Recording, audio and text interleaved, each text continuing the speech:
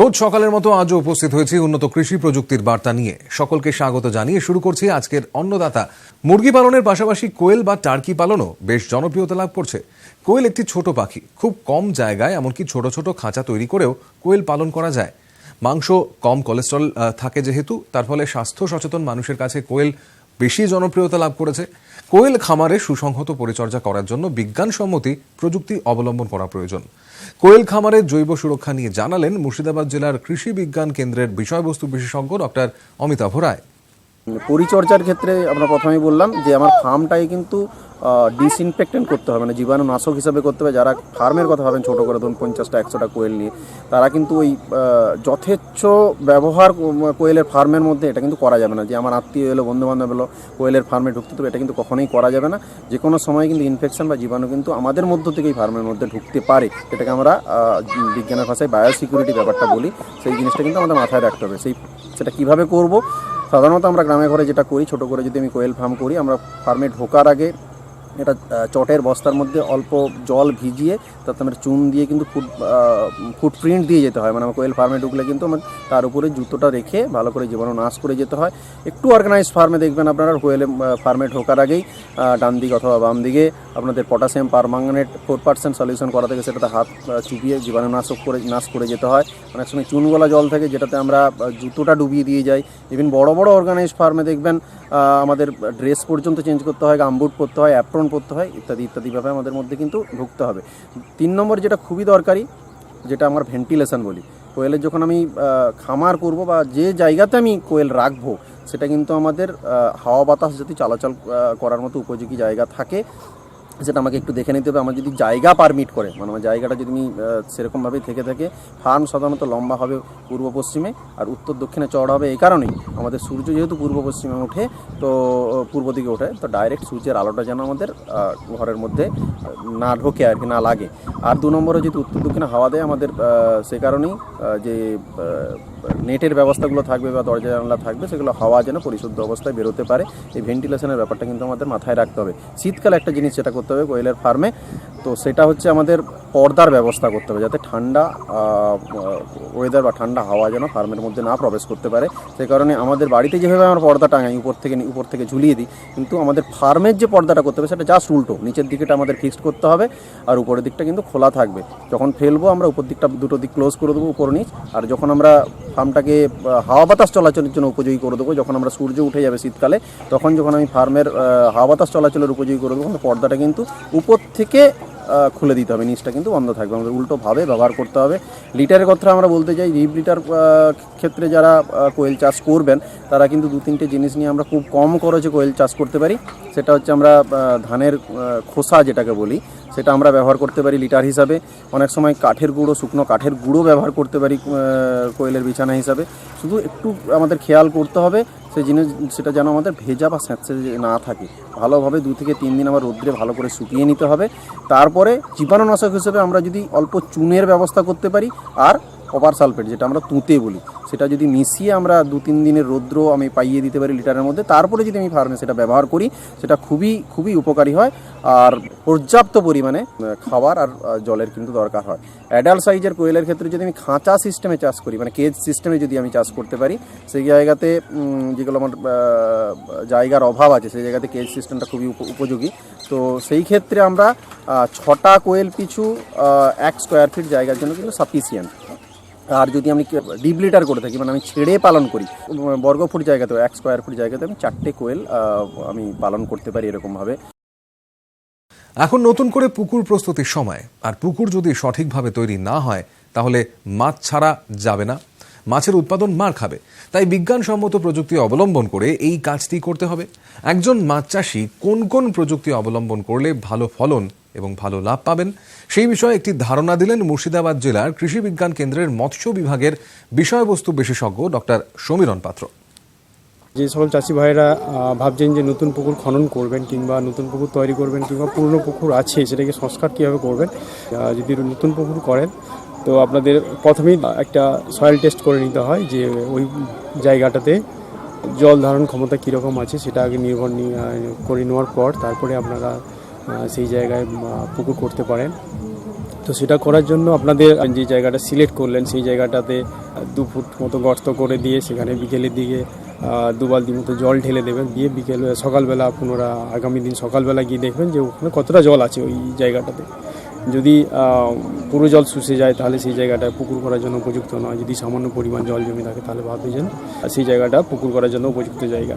এরপরে ওই জায়গাটাকে উত্তর দক্ষিণ বরাবর আপনাদের হচ্ছে কি লম্বালম্বি পুকুরটা হবে। কারণ হচ্ছে কি সারা বছর এই দিক দিয়ে বায়ু প্রবাহিত হয়, তার জন্য হচ্ছে কি উত্তর দক্ষিণ বরাবর আপনারা আয়তাকার পুকুর কাটবেন এবং পুকুরে যে জায়গাটা করবেন সেই জায়গায় যেন পূর্ব পশ্চিম পাড়ে কিংবা চারিদিকেই কোনো বড় গাছ থাকবে না, যে গাছগুলোতে হচ্ছে কি সারা বছর ধরে পাতা পড়ে এরকম গাছ থাকবে না।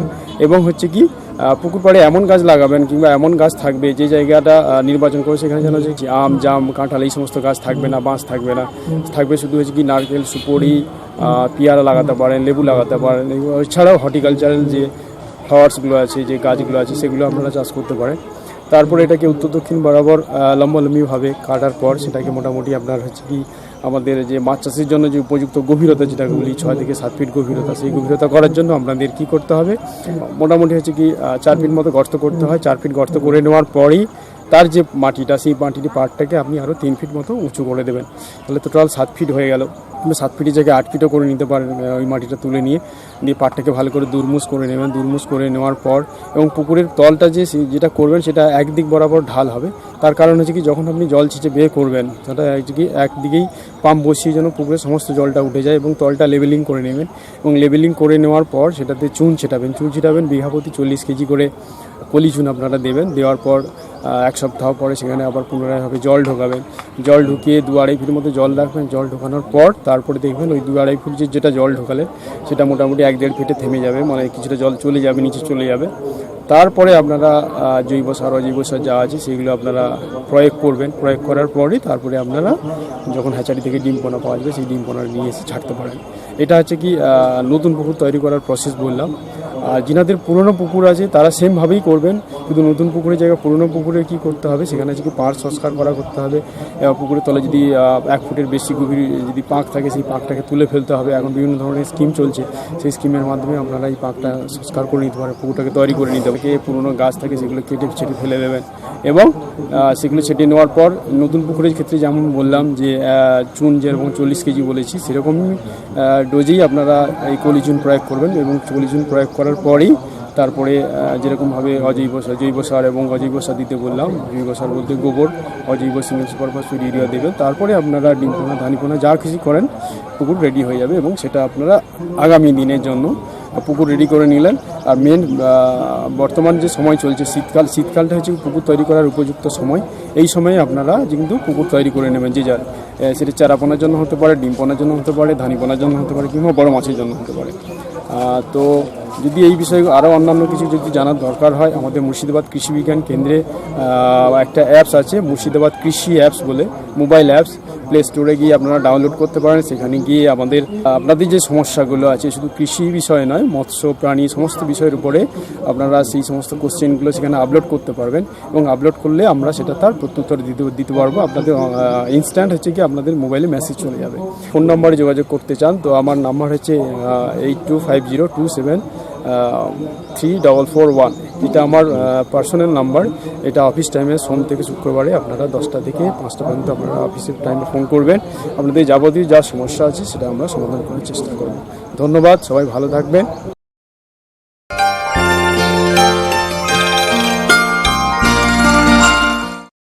এবার দেখুন জন ডিয়ার অন্নদাতা হেল্পলাইন। চিঠিপত্র, টেলিফোন এবং ইমেলের মাধ্যমে দর্শকরা আমাদের কাছে যে প্রশ্ন করে থাকেন তার উত্তর নিয়েই সাজানো হলো জন ডিয়ার অন্নদাতা হেল্পলাইন। নদিয়া জেলার কৃষ্ণনগর থেকে অন্নদাতা দপ্তরে ফোন করেছেন প্রবীর সরকার। তিনি লাল শাক করতে ইচ্ছুক। লাল চাষের বিজ্ঞানসম্মত প্রযুক্তি সম্পর্কে তিনি জানতে চেয়েছেন। পশ্চিমবঙ্গের বিভিন্ন জেলায় লাল শাকের চাষ করা হয়। এ রাজ্যের বেশিরভাগ মানুষই একে কাটোয়ার ডাঁটা বলে চেনেন। লাল শাক বা কাটোয়া ডাঁটা এ রাজ্যের একটি প্রচলিত সবজি।